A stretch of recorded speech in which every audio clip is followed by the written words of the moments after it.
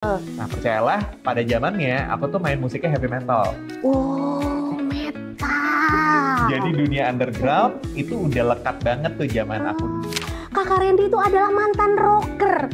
Kalau saya itu adalah rombongan kereta gitu. Ini adalah satu background yang berbeda gitu dengan industri kita saat ini ya Kakak Randy. Menurutku ya, kuncinya ada di prioritas dan rutinitas harian. Oke, kuncinya berarti dua itu ya. Masya Allah, jadi bener-bener akhirnya bisa jadi tambahan ya. Bisa jadi tambahan luar biasa dari klaimnya. Jadi ternyata bisa bermanfaat untuk keluarga besar. Kak, kalau dalam satu hari target prospecting nggak tercapai, nyesel banget nggak rasanya? Oke.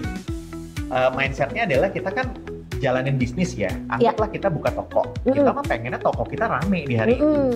Luar biasa, bener-bener lengkap banget buat diri sendiri gitu ya, buat tim gitu ya, bahkan buat keluarga. Betul. Lengkap banget produktivitas selama satu hari ini.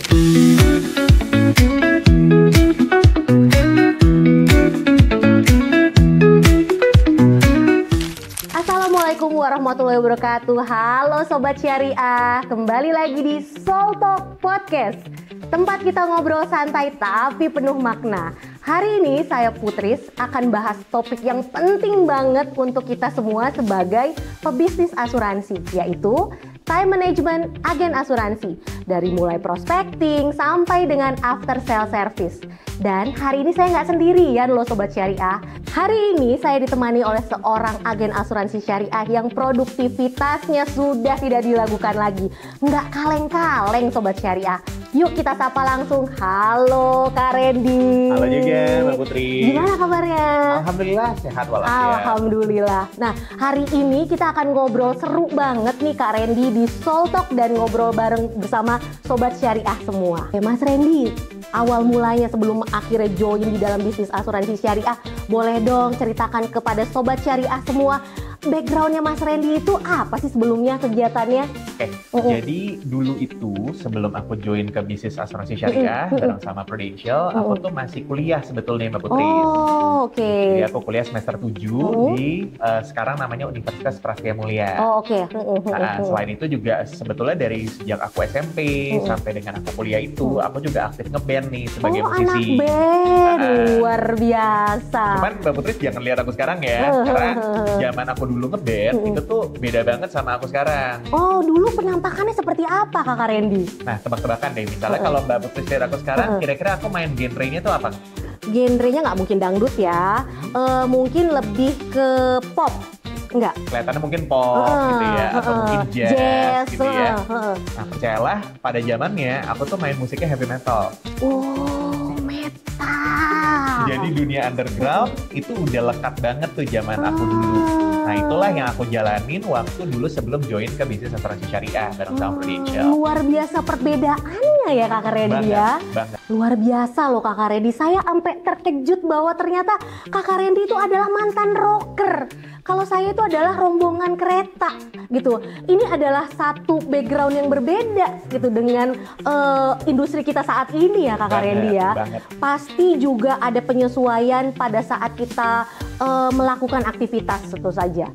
Oke Kak Randy, kalau ngomongin tentang seorang mitra bisnis asuransi atau seorang financial planner, kan gak hanya melulu kita melakukan proses penjualan ya. Pastinya banyak hal yang kita lakukan. Bagaimana caranya gitu ya, dengan waktu yang terbatas, kakak itu bisa memanage waktu dari mulai prospecting, meeting, bahkan sampai dengan after sale service. Oke. Jadi bener banget yang Mbak Putri bilang, sebetulnya kalau ngomongin kerjaan kita nih sebagai mitra bisnis asuransi, itu kalau nggak diatur tuh bisa benar-benar berasa padat banget. Nah, tapi menurutku ya, kuncinya ada di prioritas dan rutinitas harian. Oke, kuncinya berarti dua itu ya, yaitu rutinitas dan punya prioritas. Betul. Contoh ya, misalnya kalau pagi aku biasanya tuh mulai dengan bikin planning. Hari ini tuh mau kontak siapa, mau ngerjain apa, itu aku lakuin bagian biasanya di pagi. Oh, berarti udah tahu nih satu harian itu Kak Randy mau ngapain nih? Betul. Nah, siang tuh biasanya udah eksekusi apa apa yang aku planningin di paginya itu. Oh, berarti setengahnya udah mulai dilakuin ya? Betul. Jadi misalnya mau ketemu orang, itu biasanya aku lakuin mulai makan siang. Terus habis itu lanjut di meeting berikutnya, itu aku lakuin tuh biasanya sampai dengan sore. Oke. Nah, nanti masuk ke malam hari, itu waktunya untuk review dan evaluasi apa nih yang kira-kira udah baik, apa yang kira-kira aku masih bisa tingkatin lagi buat besokannya. Oh, luar biasa padat ya, tapi bener-bener terukur prioritas-prioritas pekerjaannya. Betul. Kira-kira gitu. Kak Randy, kalau saya dengar dari ceritanya tuh rapih banget ya, dari mulai bangun tidur bahkan sampai mau tidur lagi. Nah, pastinya di sela-sela itu kan banyak banget godaannya ya. Gimana tuh cara mengatasinya? Ya, jujur kalau ngomongin godaan, itu tuh mungkin banget kejadian. Karena kadang-kadang ada distraksi yang kita nggak bisa hindarin nih. Tapi menurutku ya, kuncinya balik lagi ke prioritas kita tuh apa yang kita mau lakuin. Karena apapun yang lagi kita kerjain hari ini, sebetulnya tuh akan ngasih dampak sama kehidupan kita di masa yang akan datang juga. Jadi cara kita menahan godaan sebetulnya balik lagi ke prioritas harian itu sih. Kita lagi mau fokusin untuk kerjain apa. Jadi benar-benar tahu nih ya prioritasnya di hari itu. Betul.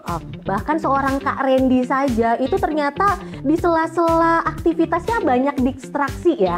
Nah, boleh tahu nggak kira-kira ada tools nggak yang Kak Randy gunakan untuk mempermudah aktivitasnya Kak Randy sehari-hari? Oke. Tools yang aku pakai kebanyakan sebetulnya mungkin udah banyak ada di handphone kita juga sih. Simple kayak aku pastiin jadwal yang mau aku kerjain itu udah masuk ke kalender aku. Oke, berarti pakai kalender tuh online di handphone. Jadi aku tahu hari ini tuh agendanya apa aja. Terus hal-hal yang perlu dilakuin biasanya aku masukin ke dalam to-do list. Bahkan nih Mbak Putris, untuk hal-hal yang krusial yang mesti aku lakuin segera, aku tuh sering masukin di dalam alarm juga. Jadi alarmnya bahkan bertubi-tubi ya, udah masuk ke reminder, juga masuk ke kalender juga. Ya. Jadi itu yang menjaga supaya tetap fokus sama rutinitas dan prioritas harian itu. Oke, bener-bener tertata dan well organized sekali ya Kak Randy. Nah, kira-kira nih menurut Kak Randy, bagi kita seorang mitra bisnis asuransi, berapa sih waktu yang ideal yang kita gunakan untuk melakukan prospecting setiap harinya? Oke, kalau menurutku, di case aku pribadi ya, aku tuh alokasiin minimal banget 2 jam per hari biasanya. 2 jam per hari, itu berarti sesinya kapan tuh? Siang, pagi, atau? Biasanya pagi. Biasanya pagi, sebelum memulai hari ya. Betul. Jadi di pagi kan biasanya aku mulai dengan planning. Hari itu mau kontak siapa, itu tuh udah aku alokasiin dari mulai pagi. Jadi anggap deh misalnya aku mulai kerja, let's say misalnya jam 8. Jam 8 itu fokusnya adalah 3 agenda aja sebetulnya. Antara kontak orang yang mau aku ketemuin, entah itu lewat chat atau lewat telepon, bisa juga follow up orang-orang yang mungkin kemarin-kemarin udah sempat ketemu, dan bisa juga sebetulnya nih Mbak Putris, kita posting sesuatu yang bermanfaat, yang kasih value di sosial media kita. Itu dilakukan setiap hari tuh, 3 aktivitas tersebut? Mostly iya. Karena sebetulnya yang di bagian nomor 3 nih, dengan kita posting sesuatu yang bermanfaat, itu tuh bisa aja kita jadi connect sama orang lain, yang akhirnya bisa berarah ke prospecting juga. Jadi semuanya mengarah ke prospecting ya. Betul. Mau itu secara digital maupun secara langsung ya Kak Randy ya? Betul banget. Setiap hari berarti Kak Randy sudah punya peluang untuk nambahin nama baru. Nah, saya mungkin lari ke, biasanya orang suka lupa nih terkait dengan after sale service, sudah deal dia lupa nih. Nah, ada nggak sih sebenarnya cerita seru atau cerita menarik yang bisa dibagikan terkait dengan after sale service? Ya.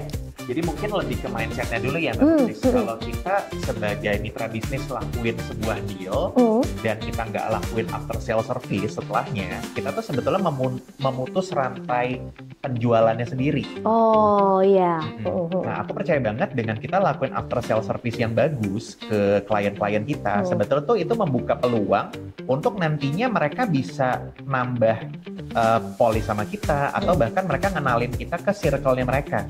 Jadi nambah dari referensi ya? Betul, karena mereka udah happy nih sama after sale service kita. Nah, mungkin aku punya cerita yang relate banget sama apa yang dulu aku kerjain. Jadi ini aku punya real story yang mungkin bisa relate ya sama teman-teman yang kepengen bisa perbaikin after sale service-nya. Jadi salah satu klien aku itu ada yang kebetulan dari keluarga sendiri. Jadi dia itu tanteku. Nah ceritanya dulu pada waktu aku ketemu pertama kali buat jelasin tentang konsep asuransi, si tanteku ini tuh sebetulnya udah bilang, Ran, tante tuh keluarga itu udah punya polis di Prudential lumayan banyak. Dan tante udah bayar premi itu 10 juta per bulan. 10 juta per bulan loh? Betul. Kalau tante harus nambah lagi kayaknya berat buat tante gitu. Nah di kondisi kayak gitu aku coba jelasin lagi kenapa sih si tante ini perlu nambah polis berikutnya. Karena sebetulnya ada konsep-konsep yang dulu dia pernah punya tapi sekarang perlu ditambah. Berarti belum lengkap lah ya. Belum lengkap, betul. Akhirnya dari situ tantenya setuju untuk nambah polis berikutnya dan akhirnya jadi klien aku. Nah kebetulan waktu itu singkat cerita 8 bulan setelah polisnya terbit, aku dapat kabar tanteku ini ngalamin yang namanya serangan jantung, Mbak Putri. Ya Allah. Nah, kita biasanya ngebayangin orang serangan jantung gimana sih? Mendadak semuanya gelap gitu ya? Gelap, mendadak, mungkin udah kritis gitu ya, tinggal tunggu waktu. Yang aku bayangin juga kayak gitu waktu aku dapat kabarnya. Tapi ternyata tanteku ini termasuk yang beruntung. Karena cepat dilariin ke rumah sakit. Akhirnya si dokter bilang, dia nggak perlu sampai pasang ring, nggak perlu sampai bypass jantung, cukup pengobatan herbal aja. Nah, dari kabar itu, aku ngeliat kan, kalau udah didiagnosa serangan jantung, berarti sebetulnya bisa nih kita ajuin klaimnya, sekalipun polisnya baru jalan 8 bulan. Nah, dari situ aku coba ajuin klaimnya, dan alhamdulillah banget waktu itu Mbak Putri keluar dalam waktu kurang lebih 14 hari, itu klaim senilai 500 juta. Masya Allah, luar biasa loh Kak Randy.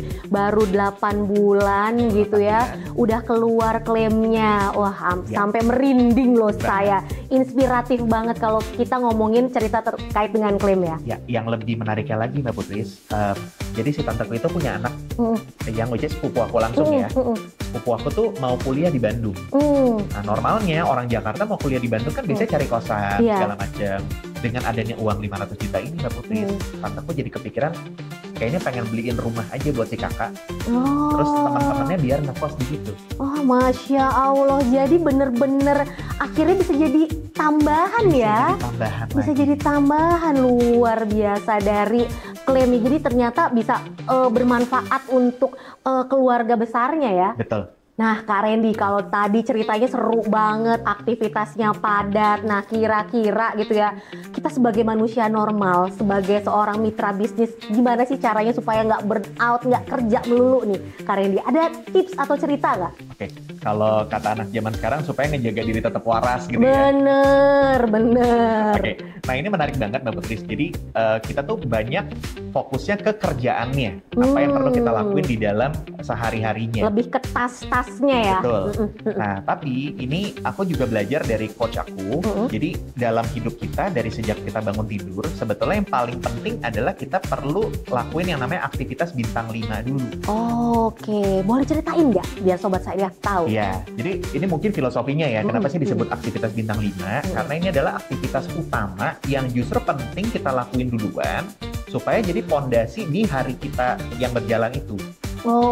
Supaya harinya itu lebih menyenangkan mungkin. Betul. Jadi aktivitas bintang 5 ini kalau kita bisa lakuin dari sejak kita bangun tidur, sebetulnya ini akan ngejaga mood kita bagus di hari itu. Gitu. Nah, gimana contohnya tuh? apa aja tuh gitu ya. Contoh kalau kita di Muslim kan kita bangun tidur biasanya sholat subuh. Betul. Kita berdoa, bersyukur segala macam. Kita lakuinlah kewajiban kita sebagai Muslim. Nah, setelah itu yang bisa kita lakuin juga sebagai aktivitas bintang 5, kita bisa lanjut misalnya baca buku. Atau kita baca Quran, atau kita meditasi, atau kita nulis jurnal di dalam keseharian kita gitu ya. Bisa juga kita lakuin olahraga. Bener nih. Nah, hal-hal kayak gitu itu justru perlu kita lakuin duluan supaya diri kita tuh udah lebih waras waktu ngejalanin hari. Jadi ternyata kita pagi-pagi harus full dulu ya Kak Randy ya, baru kita siap untuk melakukan aktivitas. Betul. Banyak kadang-kadang kita lupa nih pagi-pagi, justru yang kita pikirin adalah wah pekerjaan saya harus ngapain nih pagi hari ini. Kadang-kadang kita lupa ya. Iya. itu bener banget. Bahkan kalau misalnya ada yang harus kerjanya dari pagi banget, misalnya jam 6 udah harus berangkat ke kantor nih, ya coba deh ambil waktu bangun yang lebih pagi. Oh, oke. Jadi bener-bener si 5-star activity tadi itu harus kita lakukan di awal lagi. Betul. Oke Kak, saat ini kita masuk ke segmen Talk Corner, curhatan Sobat Syariah. Jadi saat ini saya sudah mengumpulkan beberapa pertanyaan nih dari para netizen. Siap jawab cepat ya? Siap dong. Oke, saya udah siapin pertanyaannya. Pertanyaan yang pertama, Kak, kalau kita masuk, Kak, kalau dalam satu hari target prospecting nggak tercapai, nyesel banget nggak rasanya? Oke. Mindsetnya adalah kita kan jalanin bisnis ya, anggaplah kita buka toko. Kita mah pengennya toko kita rame di hari itu. Nah, ada kalanya toko kita rame, ada kalanya toko kita sepi. Terus kalau misalnya toko kita sepi hari itu, harusnya kan besoknya kita tetap buka toko lagi dong. Nah, bisnis kita di Asuransi Syariah juga sama nih, Mbak Putri. Hari ini kita boleh punya planning, pengen ketemu berapa orang, pengen bisa pola berapa orang, tapi ada kalanya mungkin nggak tercapai nih sesuai apa yang kita mau. Ya udah, ada hal-hal yang memang bisa dievaluasi, ada hal-hal yang mungkin bisa diperbaikin buat besokannya. It's okay. Jadi nggak baper lah ya. Nggak perlu baper, yang penting kita cepat move on dan cepat bisa ngelakuin untuk besokannya lebih baik lagi. Wih, cakep. Pertanyaan yang kedua. Kak, aku tuh masih kerja kantoran, bisa nggak sih tetap produktif sebagai mitra bisnis asuransi? Sebetulnya bisa banget, karena banyak orang yang aku perhatiin mulai bisnis asuransi syariah itu dari awalnya masih kerja kantoran juga. Nah, pertanyaannya, kerja kantorannya itu apakah benar-benar full 24 jam? Kan enggak kan? Nggak mungkin dong 24 jam, kapan tidurnya? Iya, pasti kan ada waktu sebelum masuk kerja, ada waktu makan siang, ada waktu setelah pulang kerja. Nah, kita pakai aja tuh 3 waktu yang tadi tuh, sebelum masuk kerja, di waktu makan siang sama setelah pulang kerja untuk benar-benar fokus jalanin bisnis asuransi syariah kita. Wih, luar biasa. Nah, pertanyaan yang ketiga, kalau lagi nggak mood kerja, kakak ngapain biasanya? Oke, nggak mood tuh wajar banget. Balik lagi, yang jauh lebih penting adalah ingat-ingat kenapa sih dulu kita pengen mulai jalan bisnis asuransi syariah ini. Oke, berarti harus temuin why-nya lah ya. Betul, apa alasan terkuatnya yang ngebuat kita harus berhasil nih di bisnis ini. Contoh paling simpel. Ada yang kepengen untuk bisa ngumpulin uang untuk sekolah anaknya. Nah, bayangin kondisinya ya, udah waktunya bayar-bayaran sekolah. Sekolah kan akan minta bayar-bayaran kita, nggak nunggu mood kita. Mereka nunggu uang kita, gitu kan? Jadi kita kerja nggak bisa nunggu mood. Kita justru kerja ngikutin prioritasnya kita pengen wujudin apa. Betul, setuju. Banget jawaban cepatnya nih Kak Randy. Boleh dong sekarang kasih contoh kepada Sobat Syariah jadwal harian secara detailnya Kak Randy setiap harinya seperti apa? Oke, ini mulai dari bangun tidur sampai mau tidur lagi ya? Bener. Ya. Jadi kalau sekarang kan kita subuh tuh biasanya jam 5 kurang ya. Jadi aku tuh biasanya pasang alarm at least 4:30 udah bangun untuk siap-siap sholat subuh. Setelah itu biasanya kan lanjut tuh ya, berdoa dulu, bersyukur dulu, dan aku coba lakuin hal-hal yang kira-kira bisa ngisi diri aku nih di pagi. Oke, yang 5-star activity tadi tuh. Oke, kalau di breakdown, setelah sholat subuh itu, setelah berdoa, setelah bersyukur, aku biasanya mulai dengan meditasi. Meditasi itu bisa hitungan menit. Setelah itu, entah aku bisa baca buku, entah aku bisa journaling, itu aku lakuin dulu tuh. Nah, menjelang jam 6, aku biasanya siap-siap olahraga.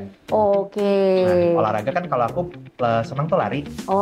Jadi kita ya lari-lari santai, tergantung hari itu rutenya pengen berapa kilo, gitu. Kadang-kadang cukup di sekitar rumah aja, kadang-kadang perlu sampai ke GBK misalnya. Jauh ya. Nah, itu yang dilakuin tuh menjelang jam 6 biasanya. Nah, itu aku targetin paling nggak dari jam 6 sampai dengan jam 7 sampai setengah 8 tuh itu waktunya aku udah selesai olahraga tuh.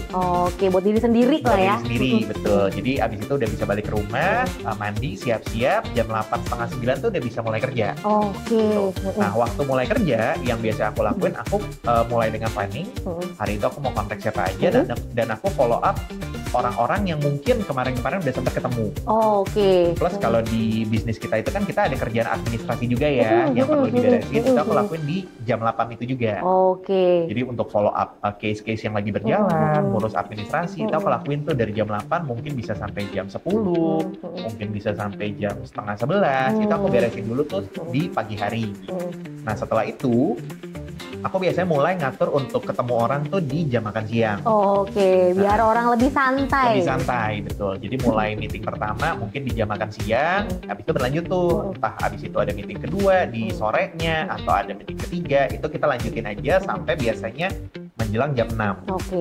Nah, mulai jam 6 itu aku tuh kan juga ada tim ya yang perlu aku handle. Jadi di menjelang jam 6 itu kan tim-tim aku juga udah pada mulai pulang kerja biasanya. Nah, kita suka bikin tuh agenda kumpul bareng di grup kita.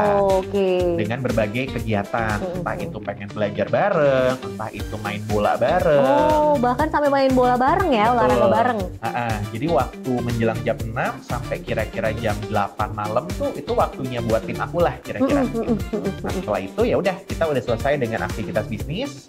Jadi kita balik lagi untuk ke diri kita, untuk ke keluarga kita. Jadi waktu dari jam 8 sampai dengan aku tidur, itu waktu buat keluarga lah, buat istriku, buat anakku. Wih, luar biasa, bener-bener lengkap banget. Buat diri sendiri gitu ya, buat tim gitu ya, bahkan buat keluarga. Betul. Lengkap banget produktivitas selama 1 hari ini. Keseimbangan itu kunci supaya kita bisa tetap produktif dan bisa hidup dengan bahagia. Nah, kalimat terakhir nih boleh dikasih tahu kepada Sobat Syariah semua nih, Kak. Bagaimana sih kira-kira pesan-pesan untuk para pejuang syariah yang sedang membangun bisnis asuransi saat ini? Jadi paling penting menurutku adalah kita perlu tahu dulu tujuan besar kita tuh apa yang kita pengen wujudin lewat bisnis asuransi syariah ini. Alasan terkuatnya tuh apa sih? Dari situ kita baru bisa turunin ke apa aja nih hal-hal yang perlu kita lakuin setiap hari yang mendekatkan kita ke tujuan besar kita tadi. Dan pesannya, jangan remehin hal-hal kecil yang perlu kita lakuin secara konsisten.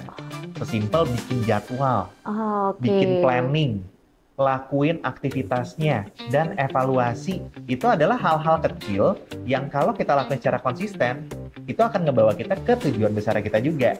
Karena yang namanya kerja keras, diimbangin juga dengan kerja cerdas, itu akan bisa ngebawa kita ke pencapaian besar di kita. Masya Allah, luar biasa. Banyak banget insight yang saya dapatkan di hari ini. Makasih banget nih Kak sudah sharing di hari ini. Mbak Putri. Semoga teman-teman semua Sobat Syariah itu banyak yang tercerahkan dengan informasi kita hari ini. Amin. Oke, semangat juga buat semua Sobat Syariah ya. Kita sama-sama bangun bisnis asuransi syariah kita dan wujudin semua tujuan besar kita bersama-sama dengan Prudential Syariah. Oke deh Sobat Syariah, sampai di sini dulu obrolan kita. Jangan lupa share dan dengerin episode selanjutnya di Soul Talk Podcast setiap hari Jumat jam 5 sore. Karena dari sini kita tumbuh bareng menjadi mitra bisnis yang bukan cuma amanah, tapi juga banyak berkah. Sampai jumpa di episode selanjutnya Sobat Syariah. Stay blessed and stay productive. Dadah!